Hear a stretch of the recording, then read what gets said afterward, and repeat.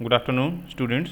In this lecture, we will cover the last topic as loading of transformer. We have started it in last lecture, and we have certain phasor diagrams and the loading arrangement due to which there is a production of different currents in the primary as well as secondary. We will discuss in this lecture. As so, we start as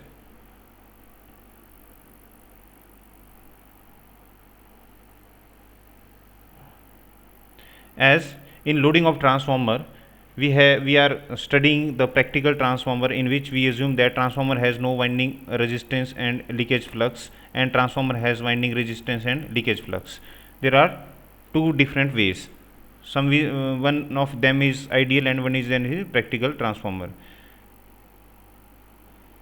In no winding resistance and leakage flux, we have a circuit diagram in which we have taken the transformer on load.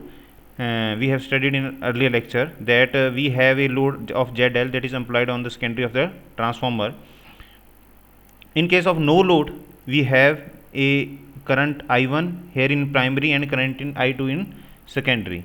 But we have studied that there is a small amount of current which is used to magnetize the effect of which is used for to compensate the demagnetized effect of the transformer. So the I1 is made up of two components, and if we have a load on the transformer, then some of the effect of I2 is there on the I1 also. So I1 is made up of I0 plus K times the I2.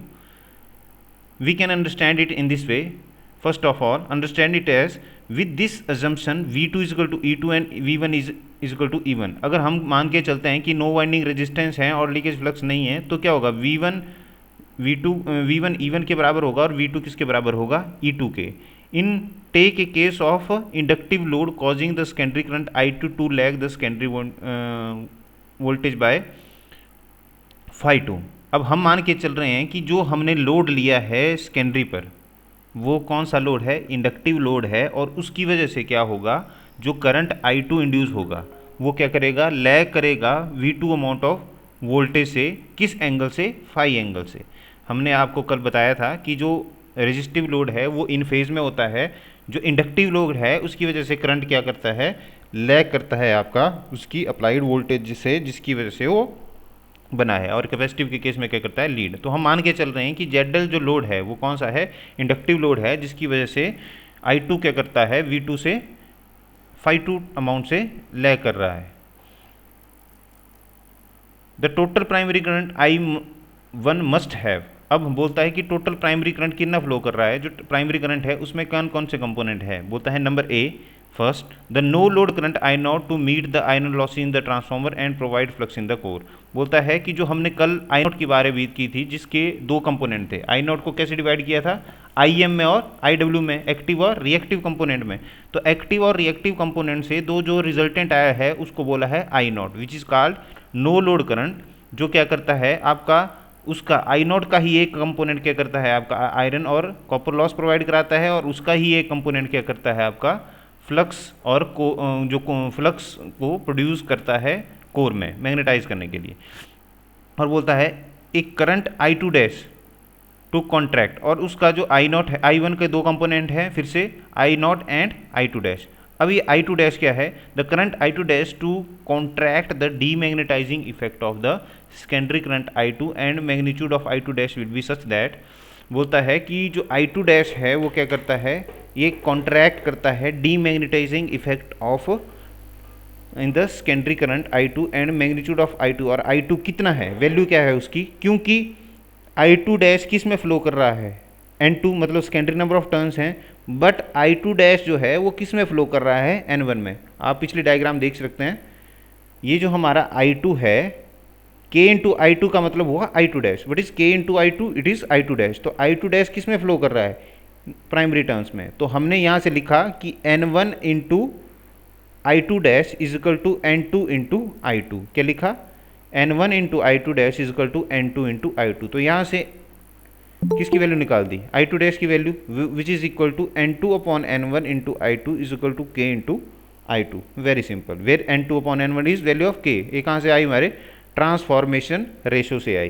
The total primary current I1 is the phasor sum of I2 dash and I0, where जो आपका I1 है, जो आपका I1 primary current है वो क्या है, it is बोलते हैं it is the phasor sum. Magnitude sum तो हमने लिख दिया, लेकिन साथ में क्या है, फेजर सम है किसका, I2 डैश एंड I0 का। मतलब ये I1 क्या होगा, it is the resultant of both. अब यहाँ से लिखता है कि I1 कितना है, I0 plus I2 dash, but I2 dash is equal to K times I2, but what is this showing negative sign, it is in the opposite direction. कौन सी डायरेक्शन है इसकी, अपोजिट। मीन्स ये I2 डैश जो है वो K into I2 से मतलब I2 डैश किसके बराबर है, K इंटू I2 के बराबर है, लेकिन अपोजिट डायरेक्शन में। मतलब इसमें क्या है, 180 degree out of face, it is 180 degree out of face. अब यहाँ से आप दे सकते हैं इसको, इस डायग्राम से हमारा क्या था, ये V1 था, हमने बोला था V1 और E1 अपोजिट होगा, तो V1 और E1 यहाँ कहीं होगा, और E1 और E2 क्या होगा, उनके मैग्नीट्यूड में फ़र्क हो, लेकिन एक ही साइड को होगा। यहाँ एक कंपोनेंट था फाई और एक कंपोनेंट था इधर V1, और इसमें क्या था IW, और पिछली इसमें क्या था IM।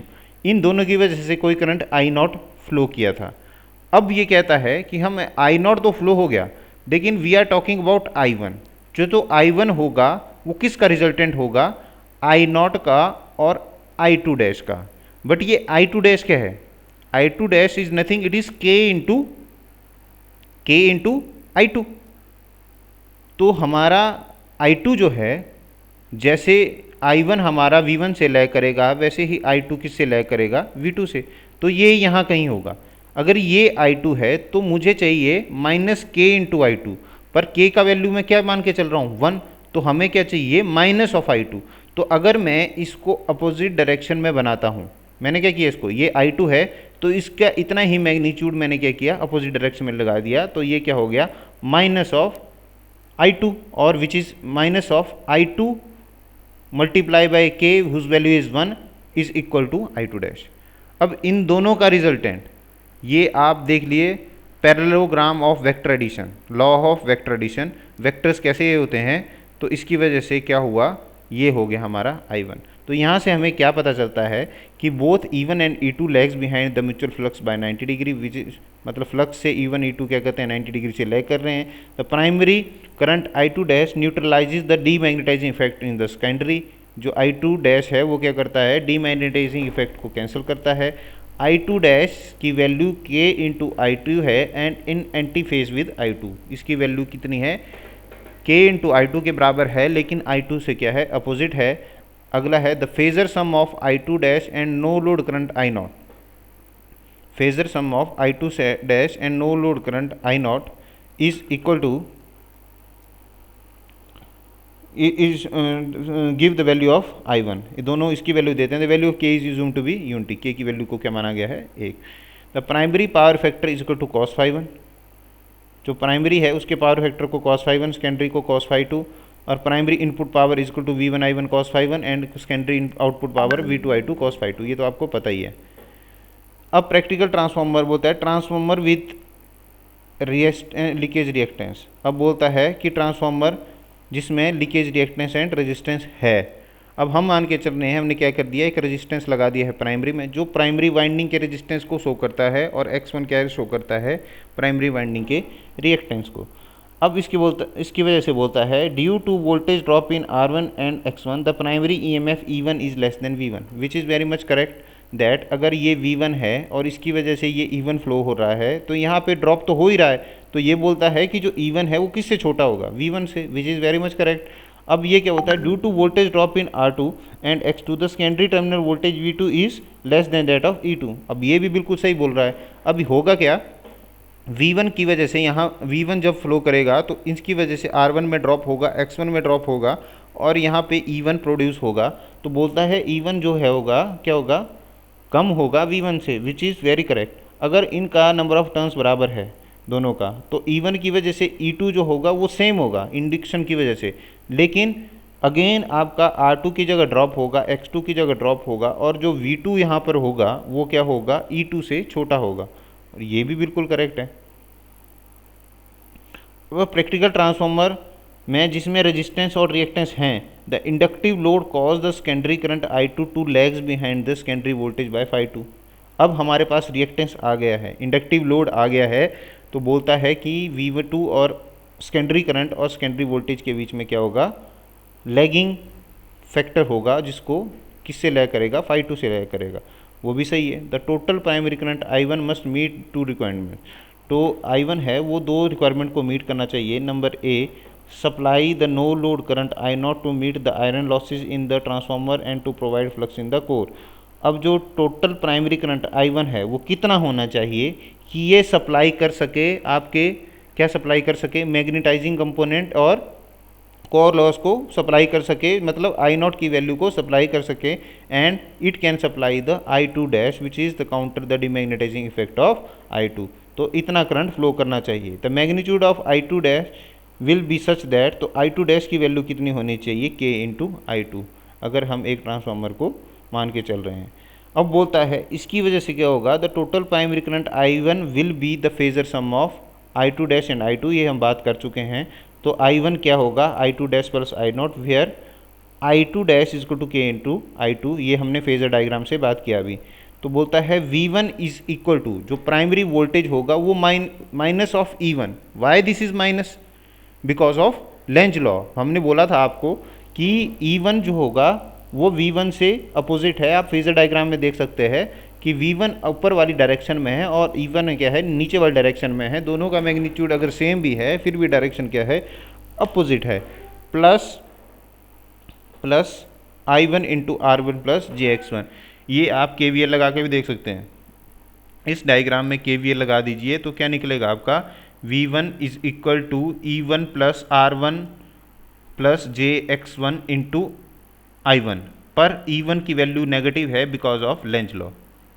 अगर वैसे ही सेम आप आउटपुट में लगा दीजिएगा KVL, तो यहाँ से क्या निकलेगा आपका, V2 is equal to E2 minus I2 R2 JX2। बिल्कुल सही है। Both E1 and E2 lags behind the mutual flux by 90 degree. The primary current I2 dash neutralises the demagnetising effect of I2। और ये वो बातें हैं जो हमने अभी तक आपको बताई है। अब ये बोलता है ये सब देखते हुए हम एक कम्युलेटिव क्या बनाते हैं, ट्रांसफार्मर का ये बनाते हैं जो आपकी इनपुट पावर और आउटपुट पावर को बताता है ट्रांसफार्मर की। तो हमें पता है कि ये फाई है, हमें पता है कि यहाँ कहीं अगर इसको सीधा ले लिया जाए तो यहाँ पे कहीं क्या होगा, V1 होगा, और यहाँ कहीं क्या होगा, E1 होगा। हमें पता है कि V2 जो है वो क्या है, E2 और I2 Z2 का सम है।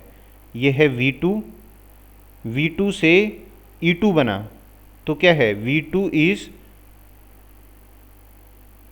इज लेस, मीन्स V2 की वैल्यू कम है और E2 की वैल्यू ज़्यादा है, वेयर V1 की वैल्यू ज़्यादा है और E1 की वैल्यू कम है। आप ये देखेंगे जो V1 की वैल्यू क्या है वो ज़्यादा है और E1 की वैल्यू क्या है, कम है, क्योंकि ये इसकी वजह से बना है। तो आप यहाँ से बना सकेंगे। और हुआ क्या, बनाया क्या इन्होंने, वेरी इजी। आपने क्या कर दिया, आपको जो रिजल्टेंट है उसको देखना है कि कौन किसकी वजह से बना है। तो किया क्या इन्होंने, ये हमारा I1 है तो ये E1 है, E1 माइन जो आपकी इक्वेशन है, इक्वेशन में क्या लिखा था, minus of E1 plus I1 R1 plus JX1, मतलब R1 और JX1 दो एक्सिस पे हैं और उनका रिजल्टेंट कुछ आ रहा है। तो यहाँ पे क्या किया इसने, E1 माइनस का है और I1 को यहाँ से, आप यहाँ से एक स्केल लेके इसको लेके जाओ, इसके पैरेलल में लगा दिया I1, और ये हो गया I1 R1 और ये हो गया JX1। तो उनका जो ये क्या बन गई, एक राइट एंगल ट्राइंगल बन गई। तो ये क्या हो गया, बेस हो गया, ये क्या हो गया, परपेंडिकुलर हो गया, तो ये क्या हो गया, हाइपोटेन्यूज हो गया। तो इसको कहते हैं I1 इंटू Z1।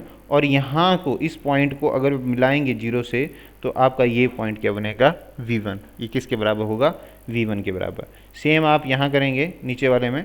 तो ये बोलता है the back EMF E1 opposes the applied voltage by V1 in I1 R1 is in phase with I1 and I1 X1 90 degree add by I1 is added by minus E1। The phasor E2 represent a induced EMF in the secondary by a mutual flux phi, the secondary terminal voltage V2 is shown after the subtracting I2 and X2 from the E2। Means ये जो सारी diagram है ये किससे बनाई गई है, इसी इक्वेशन से जो आपने पीछे पढ़ी है, ये वाली इक्वेशन, इस इक्वेशन को बनाया है। मतलब V2 E2 से जब किसी चीज़ को कम करेंगे तब जाके E2 से, मतलब E2 बड़ा है, E2 से किसी चीज़ को कम करेंगे तो V2 के बराबर होगी, यही किया है।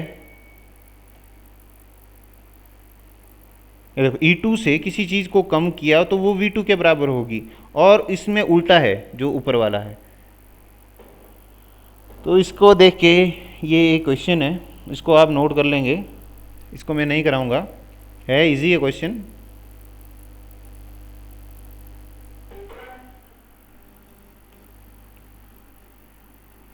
This is all about for the today class. Thank you.